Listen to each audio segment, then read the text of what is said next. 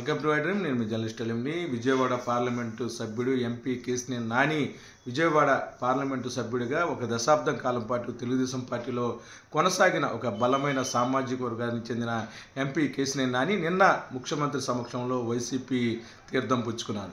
ఈ నేపథ్యంలో విజయవాడ పార్లమెంటు పరిధిలో ఆయన ప్రభావం ఏ మేరకు ఉంటుందనేది ఈరోజు తెలుసుకునే ప్రయత్నం చేద్దాం. విజయవాడ పార్లమెంట్లో దశాబ్దం కాలం పాటు పరిపాలించిన, ఒక రకంగా బాధ్యతలు నిర్వహించిన ఎంపీ కేశినేని నాని వివాదాలకు దూరంగా ఉండే వ్యక్తి. కానీ తనకు నచ్చని పని ఎవరైనా చేసినా అది ప్రజలకు వ్యతిరేకంగా ఉన్నా సరే కుండబద్దలు కొట్టినట్లు తన అభిప్రాయాన్ని వెల్లడిస్తారు ఎంపీ కేశినేని నాని. నిన్న జరిగిన మీడియా సమావేశంలో నేను కూడా పాల్గొనడం జరిగింది. ముఖ్యంగా ఆయన ఒక్క విషయం చాలా స్పష్టంగా చెప్పారు. తెలుగుదేశం పార్టీ అభివృద్ధి కోసం, తెలుగుదేశం పార్టీ ఏదైతే తను ఎంపీగా కొనసాగిన నేపథ్యంలో సుమారు 2,000 కోట్ల రూపాయల ఆస్తులు విలువైనవి తను పోగొట్టుకున్నానని, కనీసం హెరిటేజ్లో ఒక పాల ప్యాకెట్ కానీ, ఒక పెరుగు ప్యాకెట్ కానీ ముఖ్యమంత్రి ఏదైతే గతంలో పనిచేసిన మాజీ ముఖ్యమంత్రి చంద్రబాబు కానీ, తనయుడు లోకేష్ కానీ ఖర్చు పెట్టారని చెప్పి ఆయన చెప్పారు. అయితే మొత్తమే కూడాను ఏదైతే ఎంపీ కేశినేని నాని మాట్లాడిన మాటలు అందరూ కూడాను ఆలోచింపజేసే విధంగా ఉన్నాయంటున్నారు.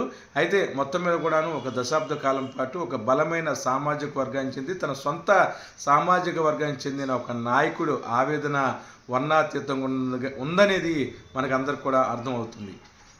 10 సంవత్సరాల పాటు విజయవాడ పార్లమెంటు పరిధిలో ఎక్కడా కూడాను వివాదాలకి వెళ్లకుండా కేవలం అభివృద్ధిపై దృష్టి సారించానని, 2014-2019 కాలంలో ఈ రాష్ట్ర ప్రభుత్వం ఏదైతే గతంలో పరిపాలించిన మాజీ ముఖ్యమంత్రి చంద్రబాబు ఒక్క రూపాయి కూడా అభివృద్ధి నిధులు కేటాయించలేదని, కేవలం తను ఎంపీగా ఉన్న నేపథ్యంలో అటు ఢిల్లీలో ముఖ్యమైన నాయకులు, అలాగే జాతీయ ఏదైతే అప్పటి ఎవరైతే రహదారుల శాఖ మంత్రి గడ్కరీ ఉన్నారో ఆయన ఆధ్వర్యంలో విజయవాడలో పలు అభివృద్ధి కార్యక్రమాలను నిర్వహించానని, సుమారు వీటి విలువ 100 కోట్ల రూపాయలు ఉంటుందన్నారు ఎంపీ కేశినేని నాని.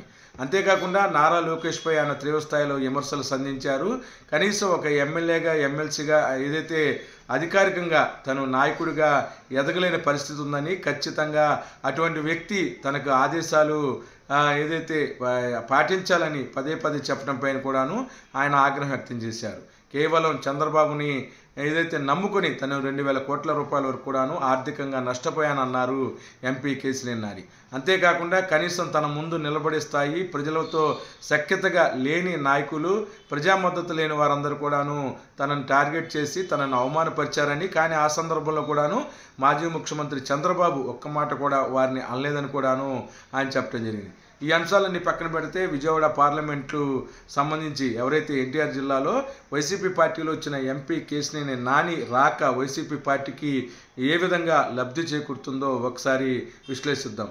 ఏదైతే 2019 నుండి ఏదైతే 2024 వరకు ఈ కాలంలో 2019 ఎన్నికల్లో ఆయన విజయం సాధించిన సందర్భంలో కూడాను విజయవాడ వెస్ట్ నియోజకవర్గంలో 20,000 ఓట్ల వరకు కూడాను ముస్లింలు అందరూ కూడాను ఆయన అండగా నిలిచారు. అంతేకాకుండా నందిగామ, తిరువురు ప్రాంతాల్లో ఉన్న ఎవరైతే కొన్ని బడుగు బలహీన వర్గాలకు చెందిన ఎస్సీలు, ఎస్టీలు అందరూ కూడాను తన వైపు ఉన్నారు. ఈ నేపథ్యంలో ఎన్ని కూడాను వైసీపీ పార్టీకి కలిసి వచ్చే అంశాలుగా కనబడుతున్నాయి. ముఖ్యంగా 3-4 నియోజకవర్గాల్లో ఖచ్చితంగా ఎంపీ కేశినేని నాని తన ప్రభావం చూపుతారు. అటు జగ్గయ్యపేటలో కూడాను తన సామాజిక వర్గం ఉంది, అలాగే మైలవరంలో కూడాను తన సామాజిక వర్గం ఉంది.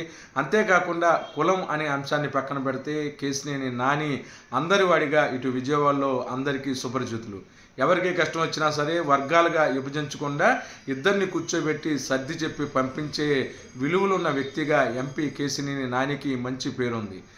అంతేగాని కులం పేరుతో, మతం పేరుతో విభజించి వాటాలు తెమ్మని అన్న వ్యక్తులలో ఎంతమాత్రం కూడాను ఎంపీ కేశినేని నాని లేరనేది నగ్న సత్యం.